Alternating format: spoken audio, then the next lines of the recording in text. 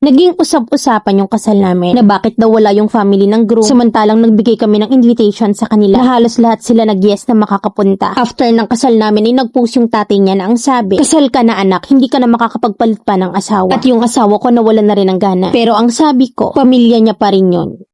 2 taon kaming magka-live-in ng asawa ko bago kami kinasal this June. May 1-year-old na kami at pregi ako sa pangalawa. Nung mag-boyfriend pa lang kami, once a month ay nabisita ako sa kanila. Mag-classmate kami ng senior high school at parehas kaming tapos sa pag-aaral. Ang kaso, housewife lang ako at ang asawa ko lang yung nagtatrabaho sa amin. Simula kasi nang nabuntis ako ni Mister, ayaw na talaga niya akong pagtrabahuhin na mas better daw na mag-business na lang ako. Pero heto nga yung twist. Last year 2025 ay nag-birthday siya at nag-post yung father niya. Hiwalay nga pala yung parents niya at si Mas Mine. Nag-post ang tatay niya ng birthday greeting na may picture ng mister ko kasama yung ex ng mister ko. Syempre ako sobrang emotional kasi 4 months pa lang ako nung nakakapanganak eh. Kinausap ko yung mister ko about doon. Then kinausap niya yung papa niya. Na ang masaklap pa ay meron nag-comment sa post ang tatay niya na ang sabi, ayan na ba yung asawa ng anak mo? Sabi ng father niya, oo, ayan yung manugang ko. Sobrang na-hurt ako nun kasi unang-una ang ganda ng pakikitungo nila eh. Hanggang sa eto na, meron nag-chat sa amin na halos isumpa ako na puro dummy account. Na kahit na yung side ko pinag-chat at nung na-trace namin, doon pala yun galing sa in-laws kong lalaki. Na nagsisinungaling pa sila na hindi daw sila yon. Hanggang sa inakala ko na okay na ang lahat, nagplano na ng kasal, nag-usap na rin both sides at nagsabi na rin ng date kung kailan kami ikakasal. By the way na yung biyanan kong babae ay malayo sa amin. Natulong siya financially lalo na kapag nagkakaroon ng emergency. May emergency funds naman kami ni Mister pero willing talaga siya na mag-help sa amin. Hanggang sa dumating na yung araw ng kasal namin ni Mister na halos ang nag-aasikaso lang ay yung side ko. Yung biyanan kong babae nagbigay naman sa amin kasi nga hindi siya makauwi dito. Pero sa side ng biyanan kong lalaki na nasa kabilang barangay lang, ni isa walang dumalo as in. At doon na naging usap-usapan yung kasal namin na bakit daw wala yung family ng groom na miski raw pinsan wala samantalang nagbigay kami ng invitation sa kanila na may reserve pang nakalagay na halos lahat sila nag-yes na makakapunta. Sobrang awang-awa yung side ko sa asawa ko that time. Kita kasi nila na gusto nang umiyak ng mister ko. At buti na lang yung side ko kinongfort yung asawa ko. Yung biyanan kong babae galit na galit. Then after ng kasal namin nag-post yung tatay niya ng greetings. At ganito yung caption. Kasal ka na nak, hindi ka na makakapagpalit pa ng asawa. Hanggang sa di na ako nakatiis at ako na mismo yung nag-confront. Binlock nilang lahat ako sa social media o edi binala ko rin sila sa account ng mister ko. Nagbinyag, nag-birthday ang anak namin pero wala sila. At nung nagpunta naman sila halos puno ang isang L3 na kahit hindi namin kakilala ay in-invite nila. Pero sa kasal mismo ng asawa namin ay ni isa walang dumalo. Kaya ngayon ay nagpaplano yung asawa ko na kapag nakapanak na ako dito sa pangalawa, papabinyagan namin agad. Pero ang gusto niya wala na miski isa sa side niya. Pwera na lang sa biyanan kong babae. Pero I told him na pamilya niya pa rin yun. Ang kaso siya na mismo yung nawala ng gana sa pamilya niya. Nagsabi rin ako ng problema sa mga friends namin at ang iba ang sinabi, pilitin ko daw si Mister. May iba naman na hayaan ko na lang daw munang mag-heal si Mister. Any advice, Mamilin, kasi ang gulo talaga. Na kahit na nga yung side ko ay galit sa side niya. Letter sender, Odette.